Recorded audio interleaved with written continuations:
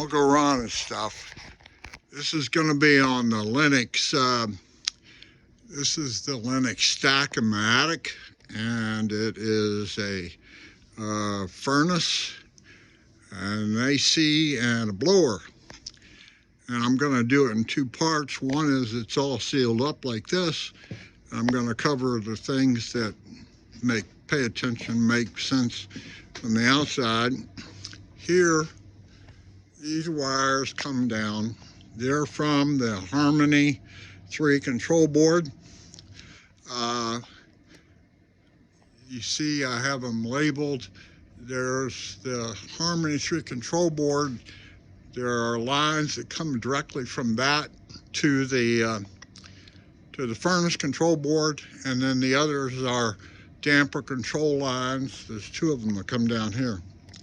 The other thing is, here is the master switch for the blower unit. If I turn that off, it shuts off the power to the furnace control board, and then nothing can be activated. Down here, you'll see that I keep, these are hard copies of various instruction manuals. If you have any kind of furnace, you should have found or otherwise have the instruction manual for it, because it shows jumper settings and so on. And believe me when I say that if you have a service tech come, they don't have those manuals. They may have them on their cell phone, or they can get access to them on their cell phone, but it's better if you have the actual hard copies here. Up here, you see, this is the refrigerant line. Both of them actually coming from the outside compressor. This is the high pressure line. This is the low pressure line. The high pressure comes in from the compressor. The coolant expands in the coils, gets cool, and the low pressure gets sent back out to the compressor to make a complete cycle. Okay.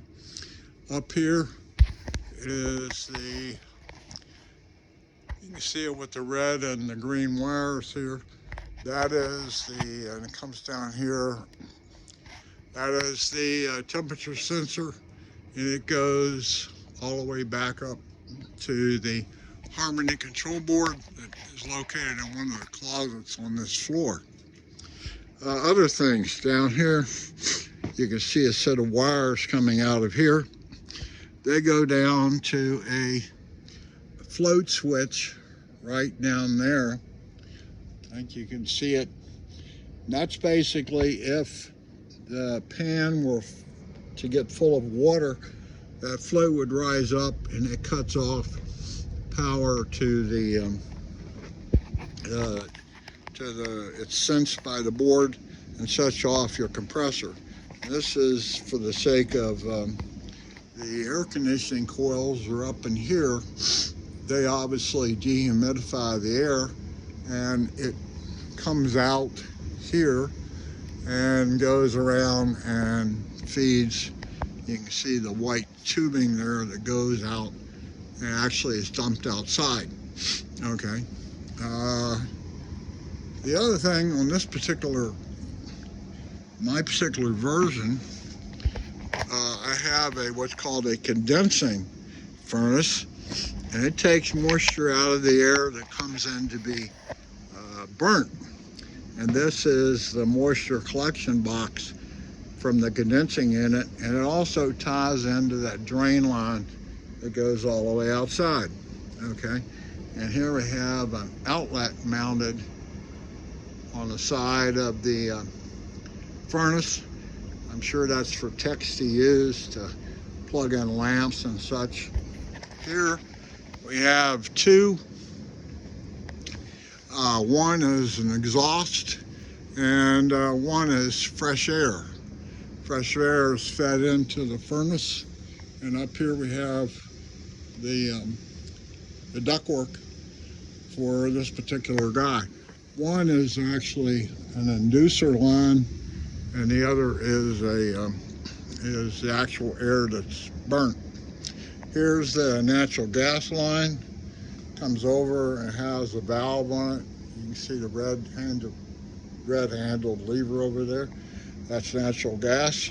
Here is the ground wire that comes out of the furnace, and it is attached to this clamp to the gas line, which goes all the way out to underground. I found on mine this was completely loose. It wasn't anything, it wasn't really grounded, which is bad.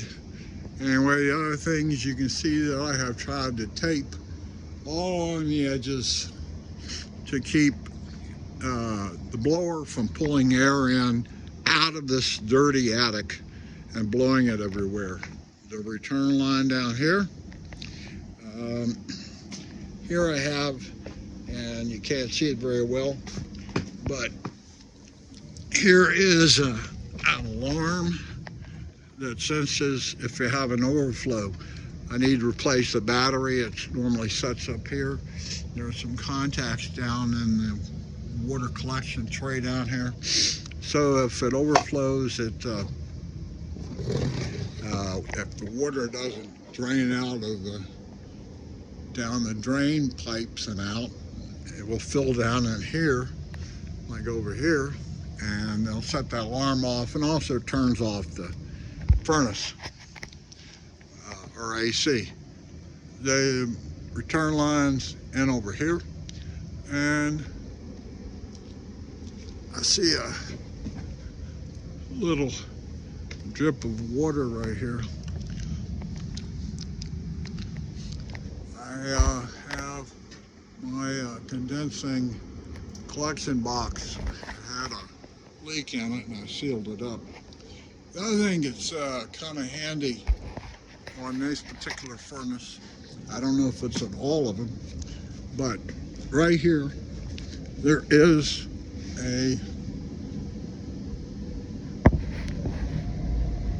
let's see if I can find it.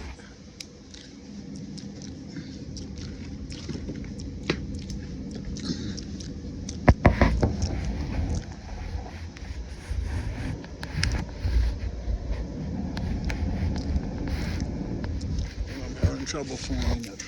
In this hole, oh, there it is. It's a green light. Down at the bottom.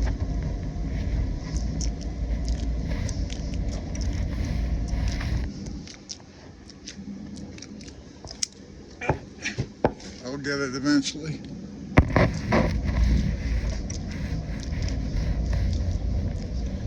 I can't see it properly. I was really hoping to show you that, but I can't seem to find it with my camera here. I'll show it to you on the inside, but what is, there's a LED on the board, and it flashes cyclically to tell you how many RPM or how many cubic feet per minute of air you're blowing. And if I look in there, I can see it, but I can't find it with my camera. I'll show you to you when I take the covers off. That's a good way you can look in that hole and see what is the blower putting out. And you just count the pulses between cycles that occur, and I'll show you later. What else about the outside? Excuse me. The drain line, this is not glued on. I just feel it blowing air out. You use this to clean periodically. You need to put some kind of cleaning agent down your drain line so it doesn't get clogged or molded over. What else? That's pretty much it. You see, and I'm not going to take the coils cover off because I have it sealed up pretty well. But if you were to remove this panel, and it's just screwed on the sides, inside of here would be a V-shaped set of coils like this that the air gets blown up through and around that serve to cool the air. And on all AC units, the coils are usually the weakest link. Now, they used to all be made, I don't know what the center tubing was, but they had copper fins. And in an unheated space like this, or uncooled space, copper expands and contracts. It gets really hot in here in the summer. It's sitting there at room temperature or whatever it is up here. Then you send cold air into the coils. They contract. And then when the coolant is taken away, the copper then expands back out again. So you have this flexing going on in the coils, expanding and contracting, expanding and contracting. And they will eventually get a leak. And that's usually the thing that you have to have replaced on a cooling system is the coils. They're the first thing to go. Now, new sets of coils, they finally got them, they're totally aluminum, so they don't have the same sort of expansion, contraction. This insulation is terrible up here, as the older coil sets are. So you do want to have, if you got to replace it, make sure you get a full aluminum set. Maybe not every manufacturer has that option, but anyway, and I have a note here about new coil set installed in 2019. Also says clean coils only with water. I have some notes here to myself. Shows that. And I have some notes here for any kind of service tech that would ever come in, exactly what was done, how certain settings are set on the control board, which they may not know about, or they'll have to figure out on their own, so I try to give them a head start. Here is the actual, down here. That's the actual Lennox number for the this whole stack. Okay, is the G61 MPV, and I have the control manual over here.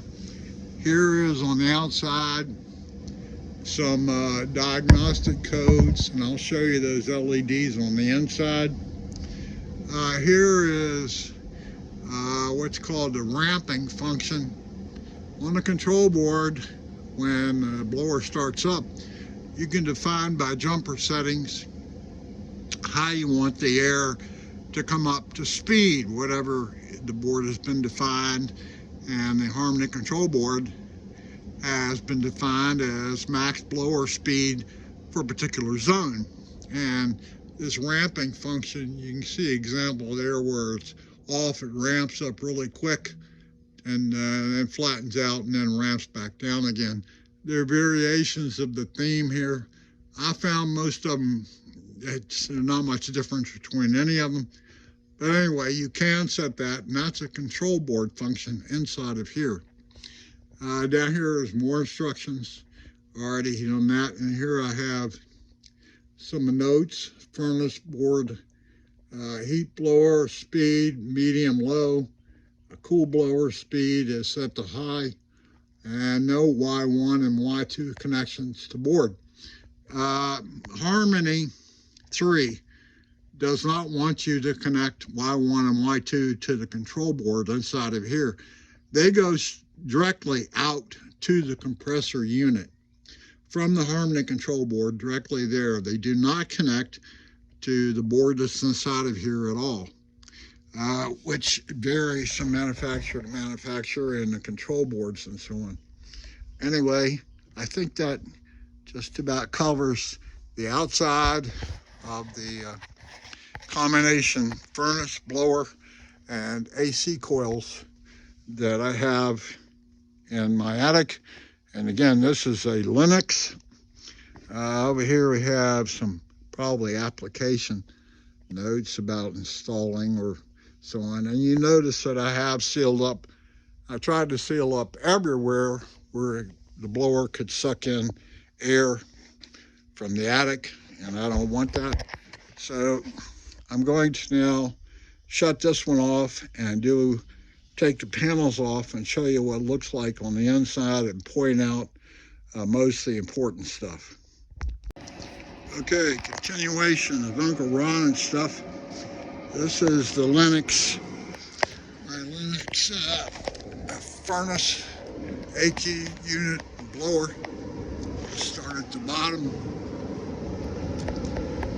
This green board sitting in here is known as the furnace control board. And it's not made by Lennox. This happens to be a white Rogers control board found in a lot of different systems. The interesting points are that down here, all these terminals at the bottom, this is where W1 and W2, which is the heat guys, come in from the Harmony 3 control board, okay?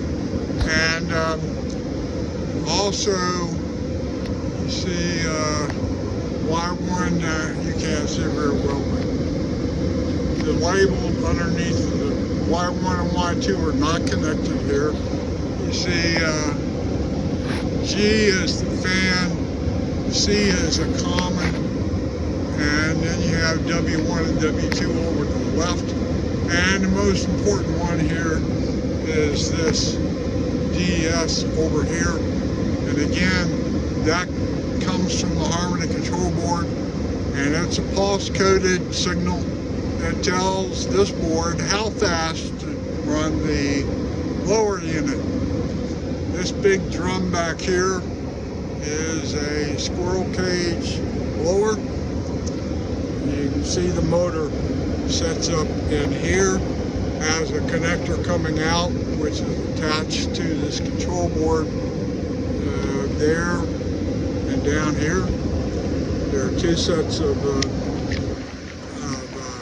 cables which go to that thing. I have not gotten the model number off the blower motor yet, but nonetheless, two important things. The control board here, you can do self-replace. I would suggest you take a picture of everything first, and then especially the dip switches that are on here and their settings. One of the instruction manuals I have is for this board, and down here at the bottom you see these little red dip switches. They have meaning on various things, and you want to replicate the other red dip switches up here. The other important thing is this is a transformer that powers this particular control board, furnace control board. That's a 24 volt AC transformer there, and it controls this whole control board. And big black boxes up here, down here, those are all relays and open and close heavy duty contacts. Okay. The other thing down here, I told you about the blower. Oh, and this is what's known as a choke. A choke is to try to take electrical spurious. The blower is generating all sorts of jumpy crap on the line that powers the blower, and the choke is meant to take those things out so it doesn't radiate through your power system to other devices that you may have, like radios and so on like that. You see I have labels here for the cables coming in. Again, the Harmony control lines come in here. Let's see, what else is going on here? And the white Rogers model number, it says white Rogers, you can see on it. And then it says Lennox, but it's a white Rogers board. Okay, so I got the one transformer here. That powers this board up, okay? And then right up here, see, there's another transformer. This transformer powers the Harmony 3 control board and supplies power for all of the zone control valves. So I have one there and one down here. This is where I told you in the control board, where the Harmony control board is. Both of these power 24 volt AC voltages come into that board, and they have to be put into phase. You don't want 48 volts AC, you want 24 volts AC. And it's just really critical where that DS line comes in. That's the only common point, if you will, between the two that really means a whole lot, that you have to have them in sync. Now I'll replace this transformer, and I've got a 75 kVA transformer in there because I wasn't sure how many zone control valves I was going to have, so I got sort of the biggest one I could. That way I know I can control like 6 zone control valves plus the Harmony 3 control board. Okay. Now I told you earlier, if you looked in that little hole, you could see a flashing light. Let me see if I can turn off the spotlight. I don't see it right away. Anyway, this green LED right here. There, it finally gets so you can see it. Now you wait till it pauses.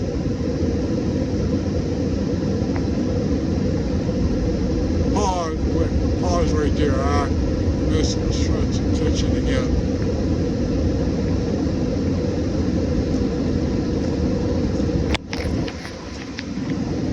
Let me see if I can turn it.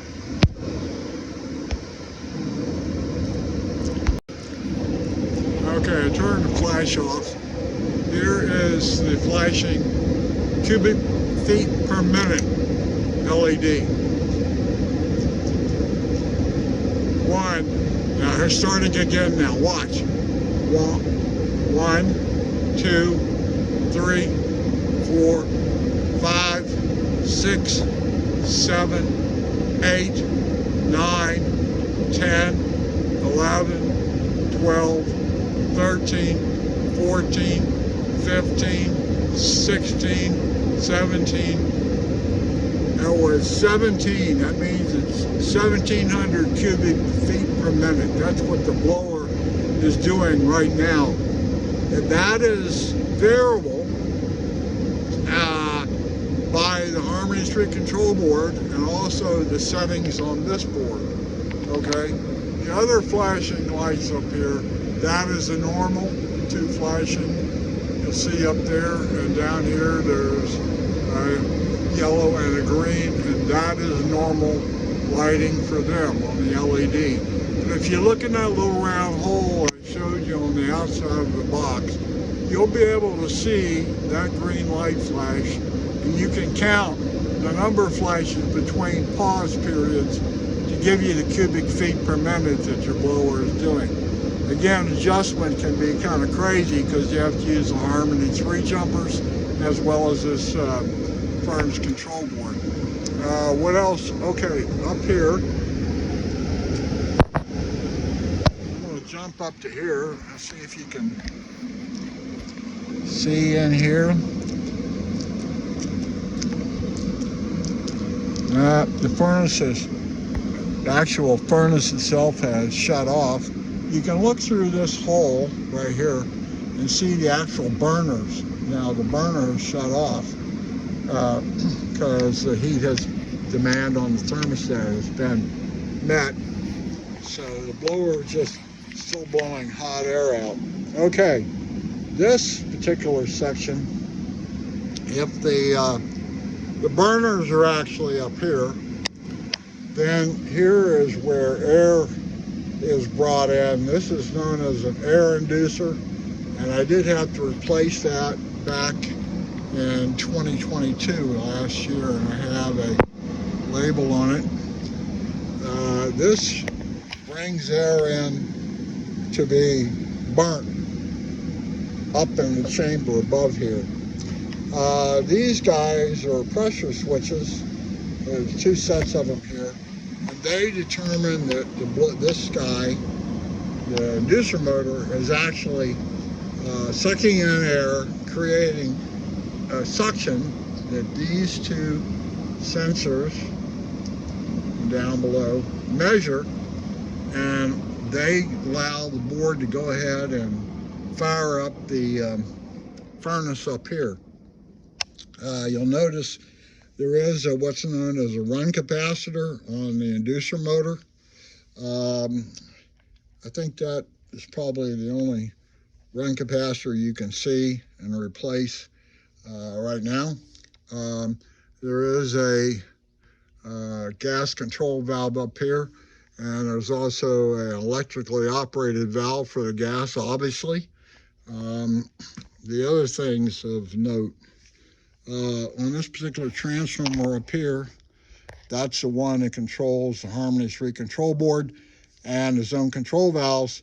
There is a reset button on that particular one. You do not have a reset button on your furnace control board transformer setting up right there. You do not have that. What you normally do is have to take the power off the system and start it back up again, and that will reset your board. And there is what's known as an overheat condition. If I detect too much heat up here, it'll shut everything down, and the only way to get around that is to let the system cool off, shut the system down, that resets everything and fires it back up again.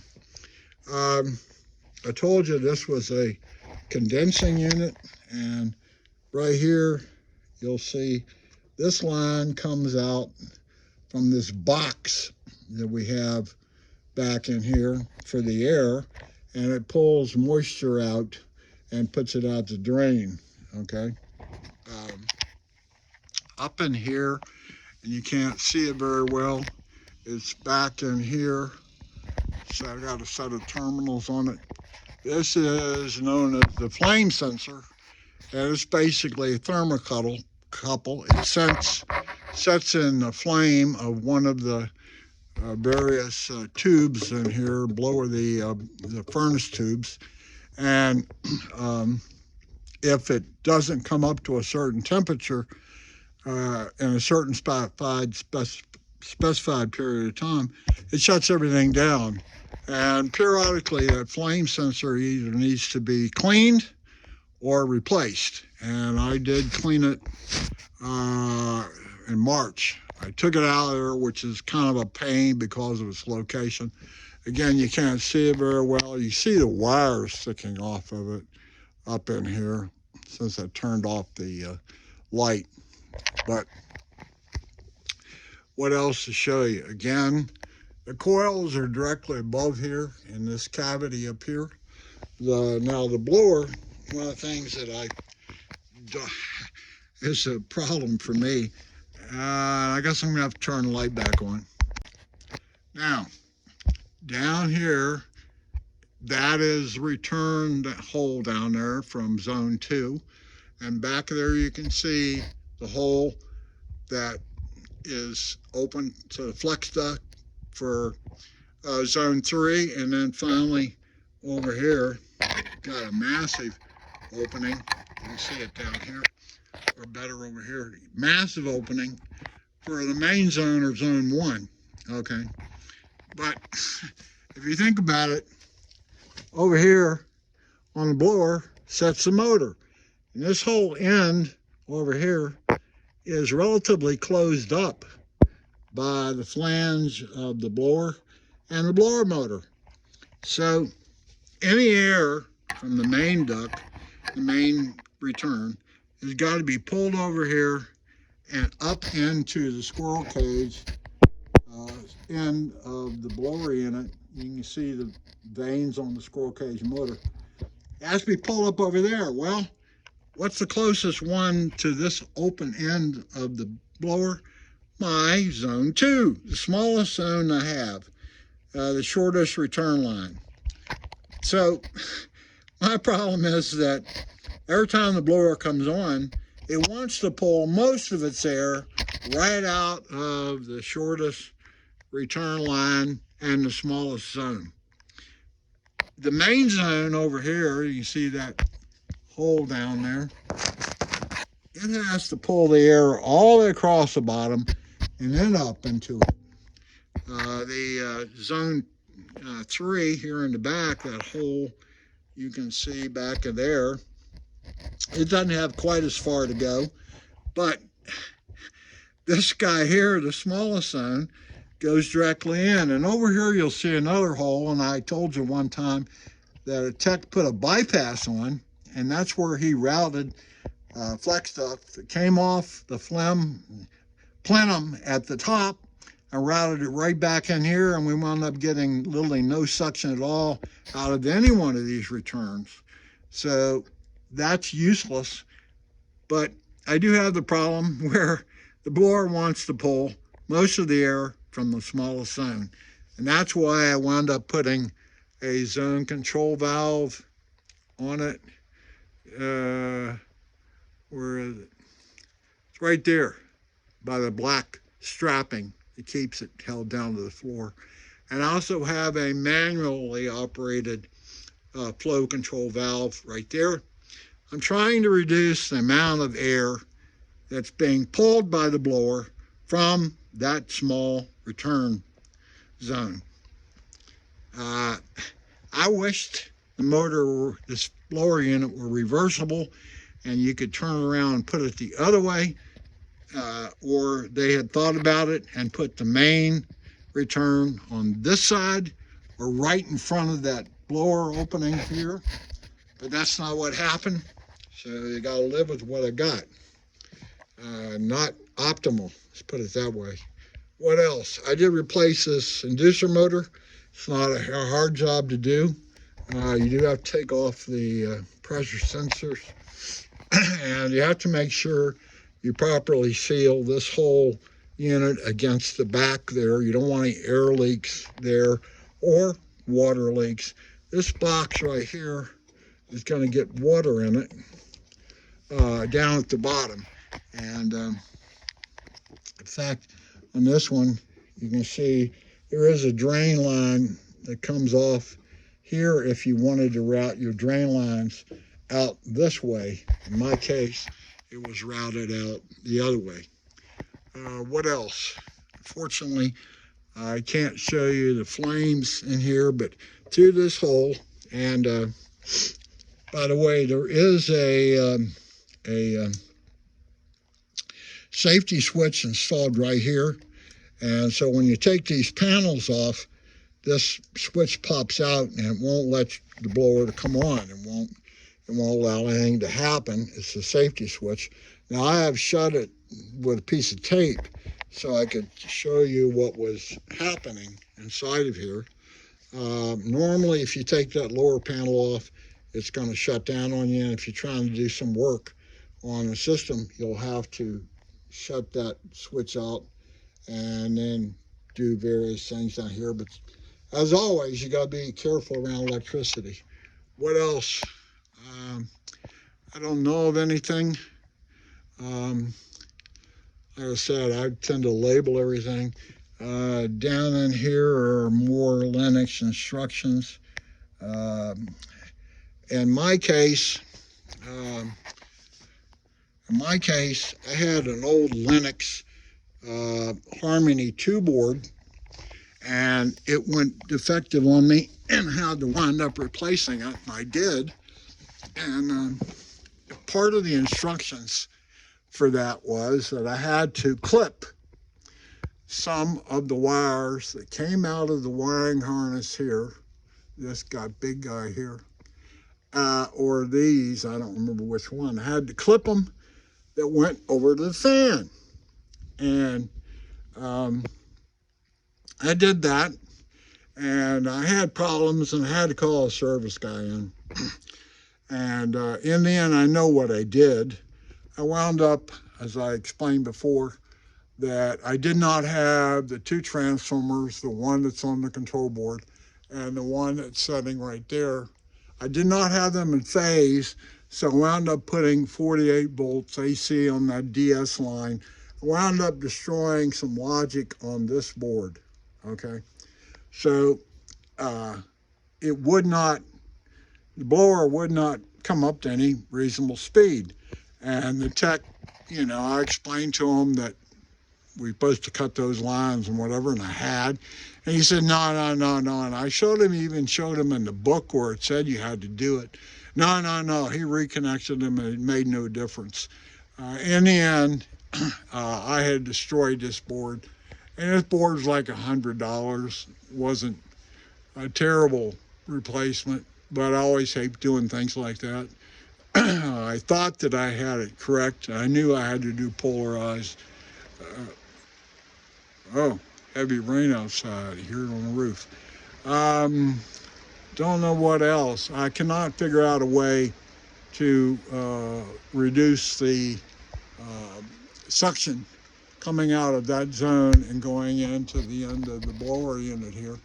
You can see in there, there's some dirt in there, and I should probably try to vacuum those blades.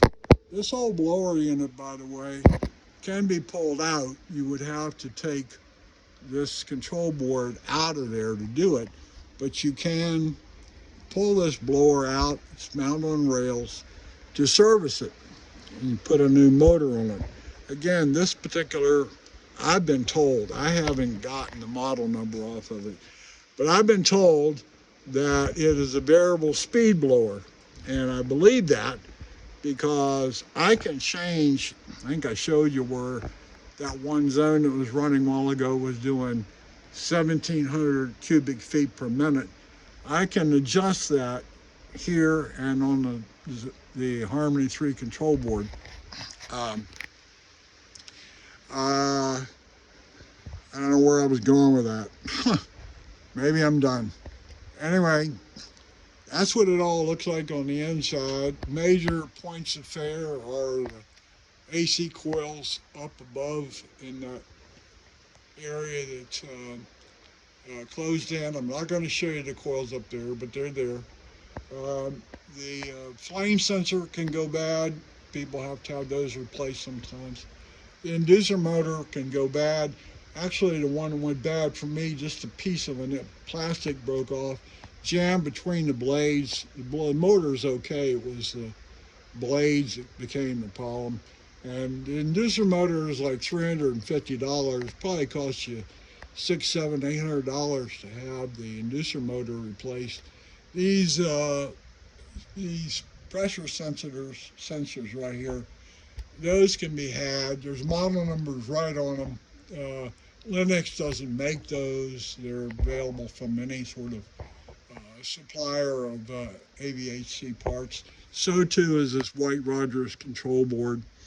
The blower I haven't tried to track down as a replacement. I think they're like $600, $700. They are expensive. The blowers are expensive. That motor is this variable speed, and it'll go from, I think the minimum's like 600 cubic feet per minute up to a maximum on this one of 1,900 cubic feet per minute. Now I have my zones on the main zone. I think I'm only pushing like 1,200 cubic feet per minute through the main zone. And the reason is I want the air to pass slower over the cooling coils up above to take more humidity out. The slower the air goes across the coils, the colder the air will become, and condensation of the water in the air will form on the coils and drip down and go out this discharge line. So I think it pretty much covered the outside of it and the inside of it. Get the manuals so you know exactly what, and these jumper settings. Do not assume that they were set correctly by the installer. They may or may not have been. A lot of times they come with a default. The switches were set a certain way. Oh, I heard a relay click. So the inducer motor is fired up and you can hear it. It's ramping up. Bring an arrow in. Maybe I'll get a chance this time to see the flames up in the hole at the top. I got my, no.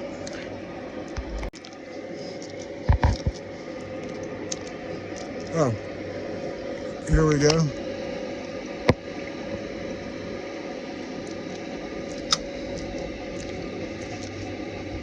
There you can see the tubes, and I have 1, 2, 3, 4 of them. And you can clearly see 3 by looking in this hole. This is a sealed unit, this guy, and but you can see the flame burning up here, and the inducer motor is still running, providing air. And down here, once again, where did it go? My little green blower light has not come on yet. It's heating up the air. Now you begin to see, where did the green light go?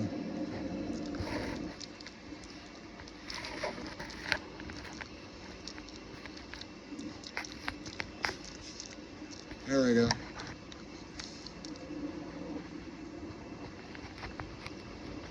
That's the pause, and then it's 1, 2, 3, 4, 5. It's currently only doing 500 cubic feet per minute. And then it's going to start 1, 2, 3, 4, 5. Still doing just 500 cubic feet per minute. It will eventually ramp up. 1, 2, 3, 4, 5. Still just doing 500 as it heats the air. 1, 2, 3, 4, 5, 6, 7. I hear the blower coming up to speed, and you can hear it as well. 1, 2, 3, 4, 5, 6, 7, 8, 9. I'm up to 900 cubic feet per minute. Blower continues to ramp. 1, 2, 3, 4, 5, 6, 7, 8, 9, 10, 11. I'm on to 1100 cubic feet per minute.